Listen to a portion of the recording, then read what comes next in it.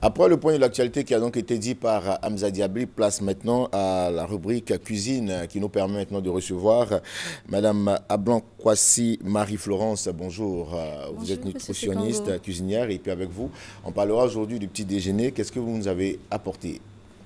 Je vous présente aujourd'hui, aujourd'hui nous allons parler d'alikama. D'accord. Alikama, c'est-à-dire que c'est la certification nutritionnelle qu'un aliment peut apporter à un organisme.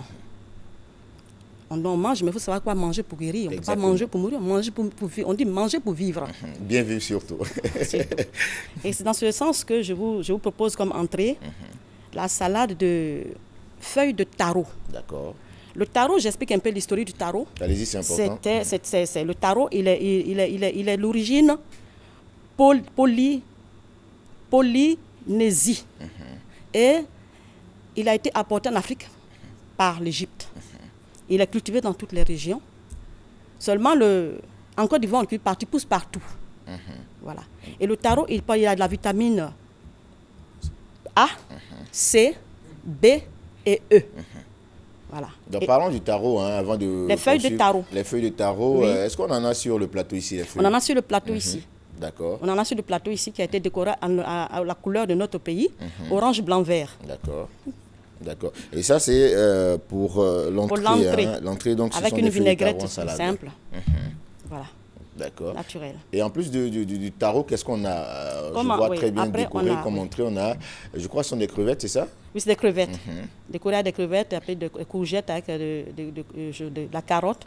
Et au milieu, de taro, justement, farci, avec des oignons, et des échalotes. C'est des échalotes qu'on prend pour faire revenir un peu d'ail.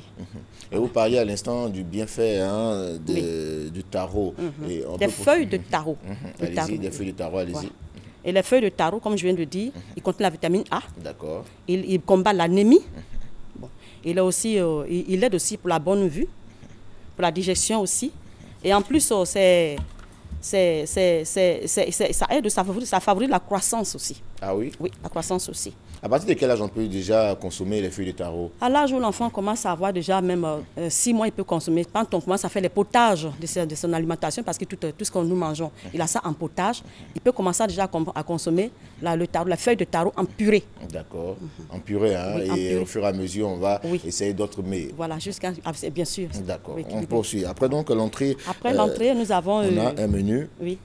Nous avons le caviar de Nyanya. Le caviar de Nyanya. Le caviar de Nyanya. Oui, accompagné de riz. Un langage approprié pour notre époque, le caviar.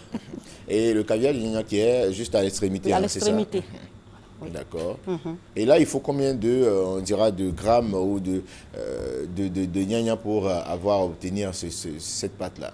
Pour la pâte caviar de Nyanya, disons, je prends ça par mesure au marché, mais pour les petits, je dis 500 grammes peut avoir ça. 500 grammes. 500 grammes. 500 grammes peut avoir ça. Il a été j'ai atténué le goût amer pour ceux qui ne sont pas habitués avec des aubergines qu'on appelle aubergines baoulées. Voilà. Et comment on procède pour avoir cette pâte-là? Cette pâte, d'abord, on fait blanchir les aubergines et le gnagnan, les échalotes. Après, on le retire, on le concasse. Et puis après, on prend aussi encore des oignons, les gros oignons là, violets qu'on découpe. Et puis on fait revenir ça dans l'huile rouge avec un peu d'ail, parsemé de féfé, un peu de féfé, enfin épicé de féfé et de poivre. Et maintenant, après, on remet la pâte dans l'huile quand elle est chaude et on la fait revenir. Et maintenant, on la sert dans l'heure. Et les piments qui sont dessus, c'est juste pour décorer et en même temps pour que la personne qui mange puisse se doser, prendre la dose qui lui convient. D'accord, voilà. C'est juste épicé un peu seulement. C'est ça. Alors, il faut combien de temps pour obtenir cela, pour la préparation? Et pour la préparation, il faut 15 minutes. 15 minutes, oui. Hein? D'accord. 15 minutes. La cuisson, la préparation 5 minutes, la cuisson 10 minutes. Voilà. D'accord. Et c'est là, on peut l'accompagner avec du riz? Oui, avec du riz, avec non, pas la ticket, non, parce que la ticket est aigre, donc ça ne va pas. D'accord. Du riz, le bouilli de maïs, le bouilli de manioc, le bouilli de banane, le bouilli d'igname. Voilà. Même le bouilli aussi de la patate. Ah oui, hein, bien sûr. Comme ça donne un peu un goût un peu plus sucré. C'est ça. D'accord. Après, donc ça, on a... Et en plus, on a quand même accompagné un peu avec un peu de poulet frit. Poulet frit, ça a été revenu avec les épices, et puis retiré, et puis frit ça sec. D'accord. Voilà. Alors, ça, c'est, on dira, c'est le menu hein, de résistance. Et le gna pourquoi je dis, je parle d'alicaments, c'est aussi c'est comme tous les légumes d'abord sont des alicaments, parce que les légumes contiennent toujours une substance en eux qui fait du bien, qui apporte un bien-être au corps. Voilà. Et le gna pareil aussi, lui, il lutte efficacement contre le paludisme. Il lutte contre le paludisme, je vais l'ouvrir, vous allez voir, le gna il est ouvert.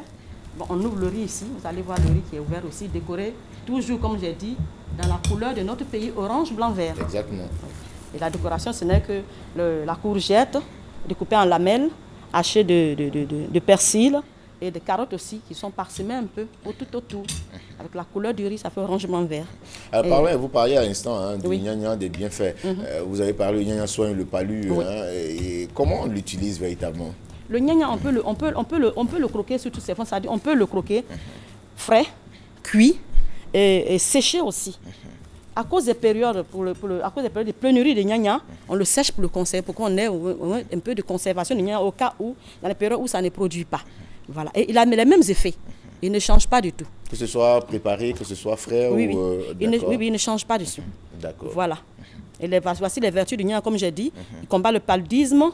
Il est thérapeutique, ça ce sont les traditions qui l'ont dit, mais ça a été confirmé parce que nous on l'affirme, puisque quand vous êtes malade, que vous avez testé le gnagna, vous pouvez dire vraiment que ça a des effets thérapeutiques comme on dit. Exactement. Voilà, celui qui souffre du paludisme peut le prendre, il combat ça aussi, il contribue à retrouver sa santé avec les médicaments bien sûr accompagnés rapidement avec le gnagna. Il contribue à lutter contre le palu. Et aussi, il arrête le vomissement aussi. Ah oui? Par exemple, pour les femmes qui sont en début de grossesse, qui ont des nausées, les enfants qui sont malades, qui ont aussi des nausées, parce que quand vous êtes malade, tout à l'intérieur, il ne peut plus travailler correctement. Le gnagna, il est bien fait parce qu'il permet de dégager, comment on dit, de vider le ventre, de laver un peu le ventre. Le gnagna, il est comme ça aussi. Vous le faites donc, frais. Oui. Stop le vomissement. Le vomissement. Ah oui, ça, il n'y a rien à dire, vous pouvez l'essayer. Et ça, comment on prend, on consomme comment? Frais, comme frais, même quand vous faites bouillir l'eau de gnagna là, c'est un médicament, c'est ça qui est thérapie. Vous pouvez garder ça puis boire ça. Alors au moment d'une année, j'espère que c'est bien compris. Hein? Oui. Et il donne aussi, il stimule l'appétit.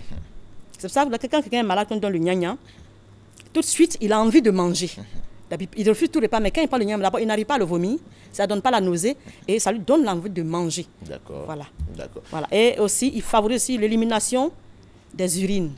Les gens qui ont un problème d'uriner et tout. Rapidement, il travaille dessus.